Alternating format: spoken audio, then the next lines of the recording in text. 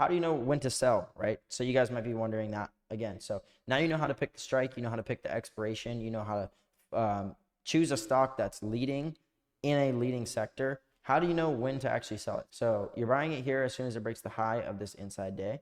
And how do you sell it? So you're going to want to wait at least 3 to 5 days. Now, if your contracts are expiring pretty soon, you're probably not going to wait too much. You can also take the profits, like if you're up a shit ton. So here, let's say you're on day 1, day 2. Day 2, I'd probably hold it again for day 3 because nothing really went on this day. You might have just burned a little bit of theta. But then the next day it gaps up and you actually start to get a lot of money back. This is a 9% move overnight. So while you're sleeping, this stock went up 9%, and that would have made you a shit ton of money. So here, as soon as the market's about to open, you got to be ready. Watch the contract price.